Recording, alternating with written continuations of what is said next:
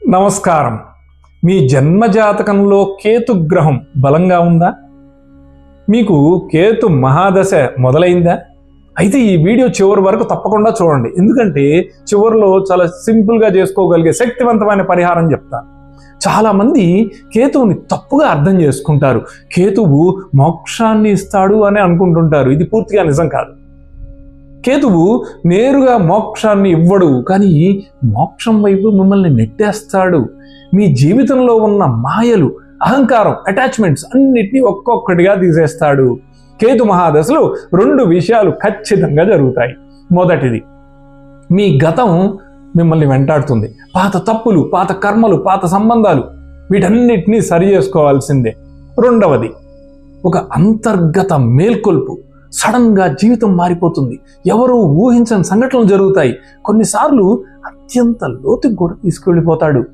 కానీ అదే సమయంలో నిజమైన అవగాహనను కూడా ఇస్తాడు. ఇంకో ముఖ్య విషయం, కేతువు కేవలం వైరాగ్య గ్రహం మాత్రమే కాదు. సరైన స్థితిలో ఉంటే కేతువు రాస్యాధిపతి బలంగా ఉన్నట్టయితే, ధనయోగాల్లో గనక ఉన్నట్లయితే అసాధారణమైన సంపద కూడా ఇస్తాడు. ఊహించని స్థాయిలో ధనం, సౌకర్యాలు కూడా ఇస్తాడు. ఎందుకంటే కేతువు ఛాయాగ్రహం అంటే సడన్నెస్.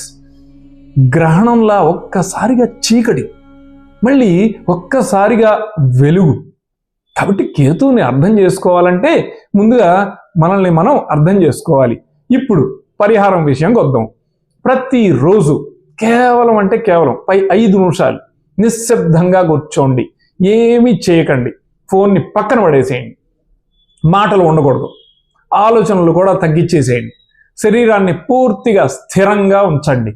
మొదట్లో చాలా అసహనంగా ఉంటుంది. ముక్కు జలబడుతుంది, గోక్కోవాలనిపిస్తుంది, శరీరం ఆటోమేటిక్గా కదిలిపోతుంటుంది. కానీ కదలకండి. ఈ శూన్యతలోనే కేతు శక్తి దాగి ఉంది. ఈ స్థిరత్వం మీ మనసును శుభ్రం చేస్తుంది, అంతర్గత మేల్కొల్పుని ఇస్తుంది. కేతు ప్రభావం ఆటోమేటిక్గా పాజిటివ్గా మారిపోతుంది. రోజుకి కేవలం 5 నిమిషాలతో ప్రారంభించి మెల్లగా టైంని పెంచుకోండి. మీ జన్మజాతకంలో కేతువు లగ్నం నుంచి ఎన్నో భావంలో ఉన్నాడు? మీకు కేతు దశ నడుస్తుందా? కామెంట్లో చెప్పండి. మరిన్ని సులభమైన జ్యోతిష్య పరిహారాల కోసం ఆస్ట్రోవేద క్రియేషన్స్ ఛానల్ని సబ్స్క్రైబ్ చేసుకోవడం మాత్రం మర్చిపోవద్దు.